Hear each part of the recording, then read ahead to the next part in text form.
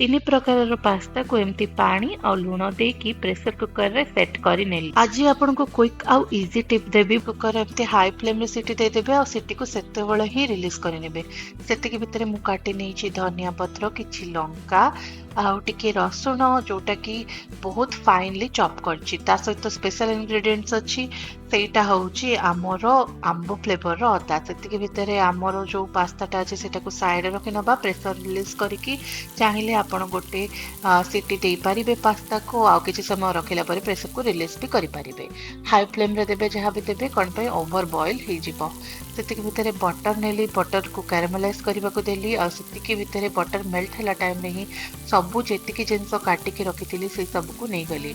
हाँ, धनिया पत्र एतिकी नैछि बहुत ही अल्प मात्रा रे, जहा द्वारा कि धनिया पत्र स्मेलटा बटर रे कम आसीबो।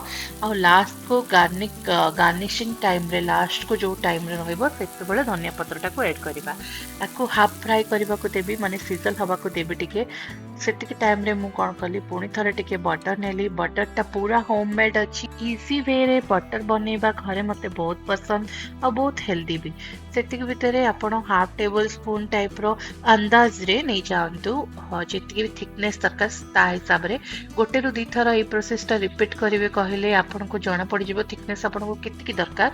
मु कहबा मात्र करे मु जेतिकी नैछि ता हिसाब रे हाफ टेबल स्पून बहुत बढ़िया। सेटा नैछि मैदा। मैदा जति आपण को घर अवेलेबल नै कॉर्नफ्लोर भी यूज करि पारिबे, किंतु मैदा रे टेक्सचरटा बहुत बढ़िया आसे। तो व्हाइट सॉस रो किछि आइटम रहिछि सेतिकी भितर देखंतु आको ब्राउन होबा को देबिनी, जो भी लम्प्स रहिबा को देबिनी और ब्राउन होबा को देबिनी। मैदार बेसिक स्टेप सेडा ही, नहले ब्राउन कलर हे जिवो आ पोड़ी गले तार से जो बहलिया है कि आसे सेटा आसीबनी। तो मु ऐड कली किछि मिल्क आ एमती ताको सॉसी इफेक्टटा देबी। सेही मिल्क आउ थरे टिके टिके धीरे धीरे करिकि देबे, गोटे थर रे मिल्क को ऐड करिवेनी। सेतिके भितरे मो टिके ब्लैक पेपर देली आ तापरे दिली किछि लुण स्वाद अनुसार नेबे। ए टाइम रे आपण चीनी भी ऐड करि पारंती।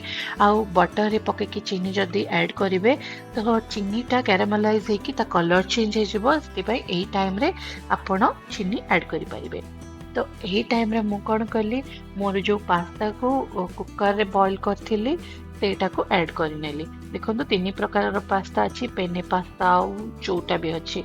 मते ना ए तीन प्रकार रो पास्ता आपन को फ्लिपकार्ट रे इजीली अवेलेबल हे पारिबो। एटा मैदा पास्ता नुहो, व्हीट फ्लेवर रो पास्ता, कोनोसी भी प्रमोशन ऐड नुहो। सेति भितरे मु कोन करली ऐड करि नेली मोर रिमेनिंग जहा भी पास्ता थिला, माने धनिया पत्र थिला ताकू।